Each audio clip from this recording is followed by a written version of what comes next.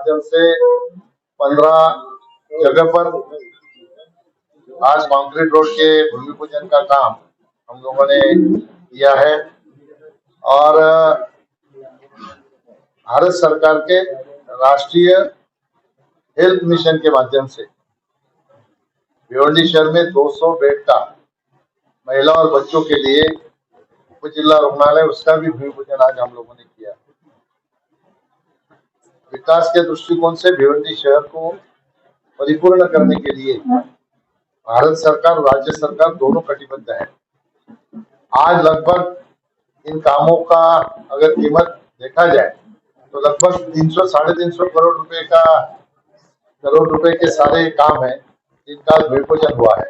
और इसके पहले भी लगभग 250 से 300 करोड़ के रोड का भूमि पूजन करके वो काम पूरे हुए हैं। और वो सारे रोड अभी लोग उसका वापर कर रहे हैं।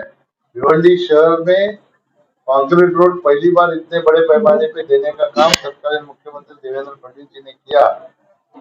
और आज अभी ये सारे रोड बनने के बाद आप जिस भी गली में जाओगे वहां पे आपको कंक्रीट के रोड दिखाई देंगे। 54 रास्ते सैंक्शन तत्कालीन मुख्यमंत्री देवेंद्र फडणवीस जी ने दिया था, लेकिन बाद में वो 26 रोड पूरे हो गए थे। बाद में सरकार बदल जाने के बाद 2.5 साल जो सरकार इस यहाँ महाविकास आघाड़ी की रही, उसने वो सारे कामों को स्थगिति दी और एक भी काम नहीं हुआ। मैं पूछना चाहूंगा हमारे साथी कांग्रेस वाले से, एनसीपी वाले जो यहाँ पे बहुत सारे लोग हैं, और फिर उद्धव ठाकरे साहब के शिवसेना वाले हैं, उनसे इस 2.5 साल में 2.5 रुपए का काम भी वो लोग इस शहर के विकास के लिए ला नहीं पाए। और जैसे ही आप लोगों के आशीर्वाद से महाराष्ट्र में सत्ता परिवर्तन हुआ, महाराष्ट्र के मुख्यमंत्री एकनाथ शिंदे जी, देवेंद्र जी और अजित पवार जी, इनके माध्यम से, मेरे प्रयास से और महेश चौगुले के प्रयास से संतोष शेट्टी, हर्षल पाटिल, सुमित पाटिल और हमारे शिवसेना के साथी बालराम चौधरी, सुभाष माने, मनोज काटेकर, मदन बुआ नाइक, इन सारे लोगों के प्रयास से लगभग 350 से 400 करोड़ के काम एमएमआरडी के माध्यम से हमारे भिवंडी शहर में होने जा रहे हैं। उसके टेंडर भी हो गया और उसकी वर्क ऑर्डर भी हो गई। इमीडिएट काम भी शुरू होगा और दिखाई देगा आपको। ये जो सारा भिवंडी शहर के विकास में योगदान देने का काम महाराष्ट्र सरकार और केंद्र सरकार ने किया है, ये अपने आप में एक मील का पत्थर है। आप सब लोग जानते हो भिवंडी शहर में मेट्रो भी आई है, 7,500 करोड़ का उसका बजट है। भिवंडी से कल्याण तक की मेट्रो रुकी हुई है। हमारा प्रयास है कि जल्द से जल्द उसका भी काम शुरू हो। थाना से भिवंडी तक की मेट्रो जो है उसका 80% काम लगभग पूरा हो गया है। हमें सपने में भी हम लोगों ने नहीं सोचा था कि भिवंडी में कभी मेट्रो आएगी, लेकिन आज आई है। हमारे यहाँ के डेवलपर जब उनका प्रोजेक्ट लॉन्च करते हैं तो अपने प्रोजेक्ट का फोटो 2 फीट का छापते हैं और मेट्रो का फोटो 10 फीट का छापते हैं। इसका मतलब ऐसा है कि यहाँ पे मेट्रो के आने से लोगों में, भिवंडी में हम लोग अच्छी तरह से रह सकते हैं, इस तरह की मानसिकता आई है उनके मन में। अपने आप भिवंडी के लिए अच्छी भिवंडी सिटी अभी विकास के दौर पर आगे बढ़ रही है, ये परिवर्तन आया है। पानी की समस्या के लिए कई सालों से प्रयास हो रहे थे। 428 करोड़ रुपए सैंक्शन करके 100 MLD पानी भिवंडी शहर को मिलेगा, उसका भी वर्क ऑर्डर हुआ है। और मुझे जो जानकारी दी गई कारपोरेशन से कि 100 MLD की स्कीम जब पूरी होगी तो भिवंडी कारपोरेशन के पास एक्सेस पानी रहेगा। और भी डेवलपमेंट अगर भिवंडी शहर में आती है तो पानी की दिक्कत भिवंडी शहर को नहीं होगी। भिवंडी शहर के स्वच्छता में योगदान देना हम सभी का काम है, कारपोरेशन का तो है ही, लेकिन हमारा भी काम है। भिवंडी में स्वच्छता रहे, ड्रेनेज सिस्टम सही रहे।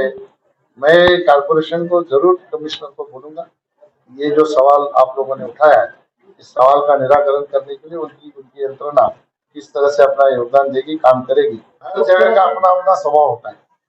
हम लोग बोलेंगे कि भिवंडी रूरल में मुंबई बनाओ तो मुंबई नहीं बनेगी। भिवंडी सिटी का नेचर है, यहाँ पे पावरलूम चले, टेक्सटाइल का हब था, और इसी वजह से भिवंडी रूरल जो पोर्शन है, भाग वो एरिया है, वो थाना और मुंबई को नजदीक होने के कारण, कनेक्ट होने के कारण वहां पे वेयर हाउसिंग का काम एक बार शुरू हो गया तो बढ़ने लगा।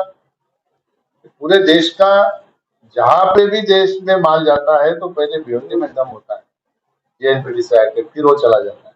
अभी वो नेचर वहां बन गया, तो आप कहोगे कि गोडाउन आके भिवंडी में बनाओ तो बढ़ने वाला, भिवंडी वालों को रोजगार भी मतलब दूसरा ऐसा होता है, आप जिस रेट में रूरल में लैंड मिलती है उस रेट में शहर में मिलेगी नहीं, तो गोडाउन का प्रोजेक्ट वायबल ही नहीं होगा। तो विकास के कुछ दूसरे फंडे हमको ढूंढने पड़ेंगे। पहले हमारी मानसिकता हमको बदलनी पड़ेगी। केंद्र सरकार की कई ऐसी योजनाएं जो टेक्सटाइल के बिजनेस को सब्सिडी देती है, लेकिन हमारे यहाँ क्या होता है, दिक्कत यह है, हम लोग गाला खरीदते एक के नाम पे, उसमें पावर का मीटर लेते दूसरे के नाम पे, घर पट्टी तीसरे के नाम पे, अंदर जो रूम डालते हैं अपने घर में अगर 5 लोग है तो पांचों के नाम पे 5-5 रूम डालते हैं। तो ये सब्सिडी को कहीं ना कहीं कनेक्ट नहीं कर पाते हम लोग, क्योंकि जो कागज की रिक्वायरमेंट होती है हम पूरे नहीं कर पाते। ये राजू गाजन के हमारा था इधर किधर गया, वो बेचारा इतना प्रयास करता है भिवंडी शहर के लिए, सेतु में इन लोगों ने इतने लोगों को मदद किया, लेकिन यही कारण हो गया, किसी ने कंप्लेंट कर दी, ये इसी वजह से वो भी स्कीम बंद हो गई। तो केंद्र सरकार की स्कीम है, आप अगर भिवंडी से बाहर जाओगे अभी तुम्हारा भागवड़ की तरफ, तो वहां पे लोगों ने अच्छे अच्छे टेक्सटाइल के प्रोजेक्ट डाले हैं, अच्छा उनको सब्सिडी मिला है, 35% सब्सिडी मिला।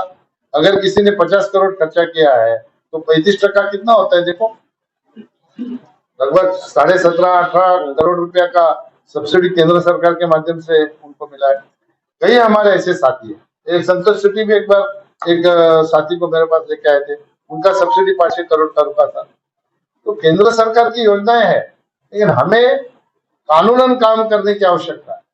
हम जो इलीगल काम करते हैं इसकी वजह से हम लोग योजनाओं का लाभ नहीं ले पाते। अरे भैया, चुनाव के पहले क्यों ना ऐसा पूछो उसका वर्क ऑर्डर कब मिला, ऐसा पूछो ना। तो वर्क ऑर्डर अगर 4 दिन पहले मिला है तो पहले कैसे हम लोग करेंगे? फिर तुम ही बोलते इसका वर्क ऑर्डर नहीं है, भूमि पूजन कैसे किया? 15 दिन ऐसा है, काम से कुछ नहीं होता है। देखो अभी मोदी जी भी पूरे देश में घूम रहे हैं ना, उद्घाटन कर रहे, भूमि पूजन कर रहे, चुनाव के लिए कर रहे हैं, क्या उसका वापर नहीं करेंगे लोग? ये जो सारे जो दूसरा ऐसा है, तो गए साल हम लोगों ने भूमि पूजन नहीं किया था, अभी भवन पुलिस आए थे उस वक्त नहीं किया था, गए साल नहीं किया था। जो काम की गति काफी धीमी है, उसको क्या है इसकी, हमारा काम है भैया काम सैंक्शन कराना, हमारा काम सैंक्शन कराना है। काम कितने गति से करना है, तेज गति से करना है, धीमी गति से करना है, तो वो यंत्रणा देखती है। अगर आपको कोई दिक्कत लगती है, हमारे पास अगर इंफॉर्मेशन आएगी तो हम उसको प्रेशर करके उसकी गति बढ़ाने के लिए उनको बोलेंगे। जो राजनीति लोग करते हैं ना, वो आप कभी उसमें लाते नहीं, ऐसा है जिसमें राजनीति होती है उसमें लाते नहीं। आप ही जाके बम्बू पकड़ के किसी को दिखाते हो, वो बोलते हैं क्या अभी क्रेडिट लेने के लिए हम लोग भूमि पूजन कर रहे। अरे कौन लेगा क्रेडिट? हमने किया तो हम लेंगे ना। 2.5 साल हमने क्या आपको बोला था कि हम बांध के खड़े रहो? आप सत्ता पार्टी में थे ना, तो सत्ता पार्टी में करना चाहिए था। तो अभी टोरेंट के क्या इश्यू है, मेरे पास ये लोग आए थे, मैंने भी उनको कहा था कि आप पहले इश्यू तो मुझे बताओ क्या है। अभी लाइट का बिल ज्यादा आता है तो मैंने कहा तुम्हारा मीटर लेके आओ, मीटर लगा लो। टोरेंट के लोग कई अत्याचार करते होंगे तो वो हमारे सामने बात आनी चाहिए ना। अगर टोरेंट कुछ गलत करता है तो टोरेंट को बख्शने की हमें क्या जरूरत है? हमारा कोई रिलेटिव है क्या टोरेंट में? नहीं है। और उसको लाया किसने? मैं तो एक बार एक प्रोग्राम में था, तो वो तत्कालीन एमपी सुरेश टावरे साहब, उन्होंने तो भाषण में कहा हमारे लोगों ने कुछ ले दे के उनको लाया करके। इधर ही था स्टेडियम के बाजू में जो हाल है उसमें, आप में से कोई हो सकते हैं वहां पे। तो ठीक है, अगर आप पर्टिकुलर कुछ बोलेंगे कि ये उसने किया है, अगर वो गलत है तो टोरेंट हो कोई हो, उसको थोड़ी हम छोड़ेंगे। देखो भैया, ये जब मेट्रो का काम शुरू हो गया उसी वक्त कुछ लोगों ने विरोध कर दिया।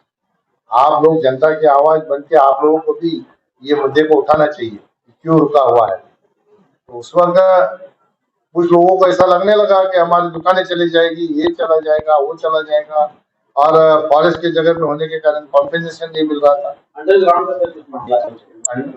और वो भी फिर भी देवेंद्र जी ने कहा था कि फॉरेस्ट में है तो भी कॉम्पेंसेशन मिलेगा। लेकिन अभी मुझे पता नहीं, वो मीटिंग में मैं नहीं था। एकनाथ शिंदे साहब ने मीटिंग लिया था, उन्होंने कहा कि उसको अंडरग्राउंड करते। अभी वो कहाँ तक आया है इसकी जानकारी मेरे पास नहीं है, मैं झूठ बात नहीं, जानकारी लेके आपको बताऊं। बिल्कुल, जब ये चालू हो जाएगा ना, पूरा काम पूरा हो जाएगा तो धामनगर नाका तक चालू हो जाएगी मेट्रो। अब तो देख ही रहे हो, एक सवाल पूछता है चुनाव के लिए भूमि पूजन कर रहे हो, दूसरा बोलता है किस तरह की तैयारी है। मोदी जी के नेतृत्व में विकास का इतना काम हुआ है, विकास के मुद्दे पर लोग फिर एक बार मोदी सरकार और अब की बार 400 पार, ये लोगों ने ठान लिया है। लोगों की मानसिकता बनी है। मेरे को क्यों वोट दे, तो मैंने 35,000 करोड़ के काम करवाए मेरे लोकसभा क्षेत्र में। आप मेरे को पूछो मत क्या, आप मेरे साथ कल चलिए, तुम्हारे लिए पूरा दिन निकालूंगा, कल का परसों का, मेरे साथ चलिए। आपको एक एक काम दिखा दूंगा, एक एक काम आपको दिखा दूंगा जो पूरा हुआ है और चालू है। मैं हवा में बात नहीं करता। और जो कोई आपसे पूछता है ना, उसको बोलो तुम सब लोग इकट्ठा आ जाओ, एक मंच पर बैठते हैं, सब लोग हम लोग डिस्कस करते हैं उसके ऊपर। वो जो बोलते हैं ना आपको गलत सलत कुछ आके सवाल आप पूछते हैं और गलत सलत जवाब देते हैं, तो वो जवाब देने वालों को मैं आपके माध्यम से निमंत्रण देता हूँ, एक मंच पे बैठेंगे। मैं मेरे लिए वोट नहीं मांगता, मैं विकास के लिए वोट मांगता हूँ। और जो किया है हमने, जो 10 साल में दिखाई देता है। आप लोगों ने इतने सालों से जिनको वोट दिया, कभी पूछा नहीं आपको क्यों वोट दिया। ये भिवंडी शहर में भावना में वोट देने का फंडा लोगों के जहन में बसा हुआ है। विकास के लिए भिवंडी में कोई वोट नहीं करता, भावना में बैठे। इतना क्या मैंने किसका बुरा किया? मेरे पास एक एनसी नहीं है। जो गोमूत्र छिड़काएंगे उनका जाके देखो क्या क्या है, उनका करियर कैसा है। इतना काम विकास का करने के बाद अगर गोमूत्र छिड़कने की बात करते हो तो आप लोगों को भी पूछना चाहिए उनको क्यों छिड़कना है। चलो ठीक है, अच्छा है, अगर अपवित्र होता होने के बाद भी विकास होता है तो अच्छी बात है, वो भी स्वीकार है। हमारा काम है विकास करना। अभी किसकी मेंटालिटी कैसी है ना, वो उसका जाने। अरे पहले बोला चुनाव चिन्ह तो लेके आओ, बाद में सारा गोमूत्र छिड़काने का काम। ये वर्क ऑर्डर मिल गया, अभी काम कोई नहीं रोक सकता। आप लोग पत्रकार हो यार, आपको इतनी जानकारी चाहिए ना भैया। देखो भैया, आप ऐसा जनरल सवाल मेरे से मत पूछो। आप बोलो कि भिवंडी महापालिका में इस चीज का ऐसा भ्रष्टाचार चला है, उसका इंक्वायरी करके जो भी भ्रष्टाचार होता है उसके ऊपर कार्रवाई करने के लिए राज्य सरकार के माध्यम से हम लोग इंक्वायरी करके कार्रवाई करेंगे। आप जनरल बोलेंगे तो मैं किसकी इंक्वायरी करूं? आप एक मुझे कोई पर्टिकुलर बताइए केस, ये केस में ऐसा ऐसा हुआ है।